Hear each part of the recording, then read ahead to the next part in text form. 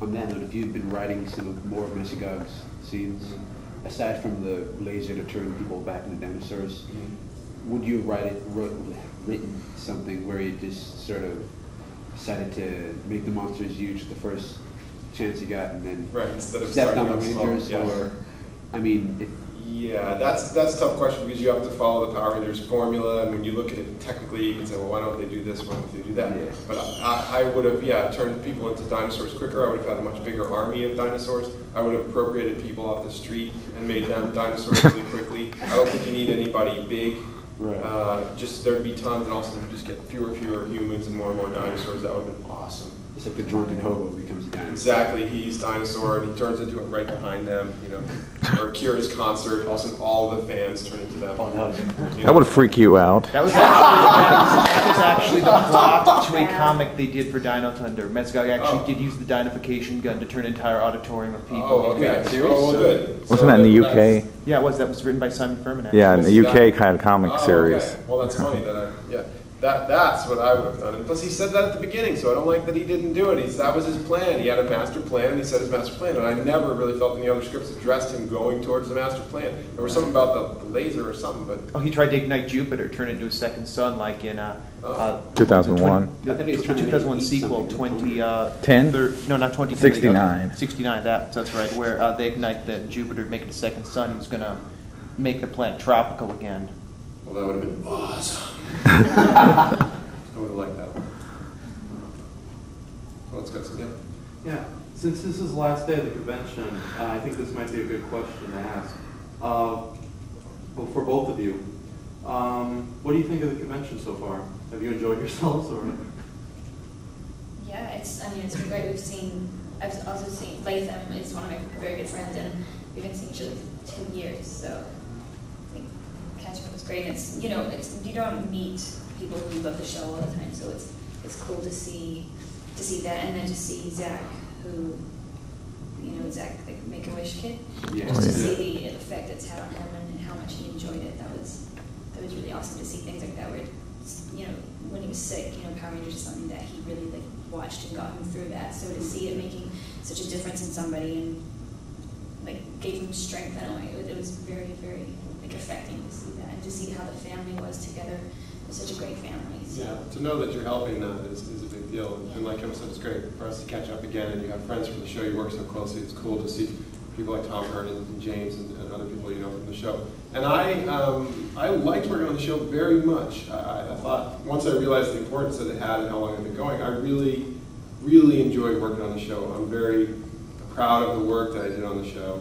And so then to be able to, some years later, come back together with the people I feel I sort of worked with in a way, i.e. all you guys, is satisfying for me, because you do it very much in a vacuum. We were in New Zealand, and I'd go very early in the morning and do Mesogog scenes and play out the thing, and you get no feedback per se. You get directors saying, good job, we'll see you tomorrow.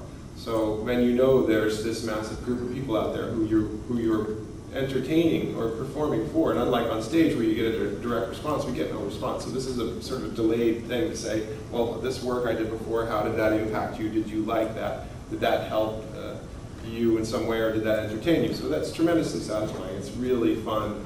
It's a great coming together of the thing. And it's a very impressive show and series, and it's obviously got worldwide impact. So it's been great fun. Aside from just seeing people, it's been very interesting. Okay. And cool to remember some of the stuff. I haven't done the Mesogog voice for years. I don't remember a lot about it, but a lot of it's been brought up, or people have put pictures in front of me that I forgot about. And that's very cool. It's a cool job. We're lucky to be able to do it, and I feel lucky to have worked on the show. And we'll always remember it fondly. So. Okay. All right. Thank you. If they offered you a chance to come back as Mesogog again, say there was a villain team up or something, which would actually be cool. Would you do it? Absolutely. As just Mesogog or Mercer again? As just Mesogog or Mercer, yeah. And, I have kind of a thing. I'm very protective about Mesogog and Mercer. Like I said, I worked very hard on the character. I'm disappointed when people say they think Lord Zed's better than Mesogog. I'm a very competitive person, and whenever I do anything, I like to do it as well as I can possibly do it. And I set out to be the best guy, the best bad guy in Power Rangers history. That's why I did what I did. I thought that's what these guys are going to want, and whenever I do any sort of a job, that's what I want to do, is do it as well as it can be done. So I would definitely come back. I would think it would help further the legend. I would hope they would give me input again about how that should be done. And come back and kick somebody else's ass. I would not. I would amend that by saying if it meant Mesogog getting beat down in some way, I would not do it. Well, you'd be the guy and you just show up and you beat these guys up, and then you'd go off and do your dinosaur. It would have to be something like that. I wouldn't go out like Lothar. I wouldn't end up in somebody's specimen jar. I would not do it. That's the thing about that. Though that was weird that you bought him. That was the best part about the fight. That you made him an action figure. Yeah. And it looked like hair gel. I did, and I think I called him an action figure or something. Didn't I? Yeah. Yeah. Collectible. Highly collectible. Yeah, that's right.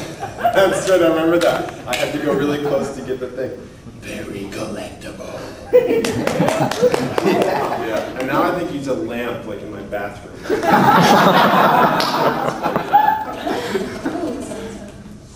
That was good. Morse code. Freaky. Any other questions? You guys got any other questions? Comments? Yep. I keep on asking Question questions. What does your shirt say? Oh, pasty. It's for the symbol. My dad's a drummer. I play music. Okay. Part of the reason I like the character.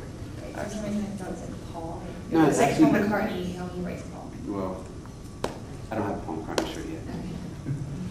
Okay. Sorry. That's fine. Excited. I was wondering.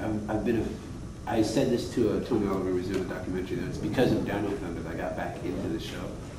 You know, and if you guys had the option to like, I mean, if you'd had like a second season, if you had the option to expand your characters more, you know, like after high school and after, you know, the first attempt to make people dinosaurs didn't work out. Mm-hmm. Would you guys have, you know, how would you guys have expanded your characters? Would like, you know, Mesogog have a better army, or would you just, you know, unfortunately bring back, you know, the only guys who would work with him, or would you just, you know, maybe turn one of the Rangers people, or?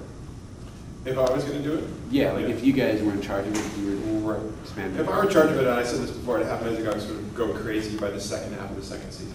So I would have Mesogog's ambitions get a little bit more off the wall, where he was starting to do it. I know that Mesogog can never win, so I'm just saying realistically, that's a better way to go out. So Mesogog would get very ambitious. He would start to get an army. He would start to be a little bit crazy. He would just get crazier and scarier, and eventually undo himself.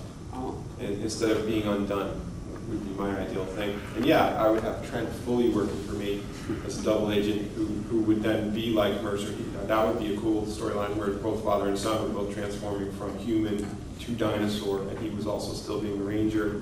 Would be quite cool. So he'd be some sort of younger version of Mesogog. Would be cool. I'd kill Zeltrax for sure. Elsa would probably also kill Elsa. Actually, even though I liked Elsa and I thought she was a perfect character, but she just screwed up too many times. And she thought she was all badass and she wanted to be the boss and stuff. I would kill both of them maybe together in some horrible way. And then Trent would be, as the younger Meso Jr. would be working the turnover. Yeah, something like that. The kid Mesogog. So baby. Unlike Zed, who just locked Rita in the dumpster, you just kill Elsa. That's great. Just straight kill Elsa, yeah. No marrying her later. You actually could let Mesogog win, you just can't win on Earth. If he went into Exactly. space, he could actually Right. enslave, unlike Zed, who's a pussy, enslave the Right. galaxy. Just, you can't be where the show Right, is. exactly. In some other way you could do it. Or maybe I'd put Elsa in the Transformer thing. What was the thing called where you make things up? Geno randomizer. I put her in there That's gonna be with the most like weirdo name in the world. something stupid. Like put her in there with a scoop of ice cream or something. And Lothar. And then I would drink her or something.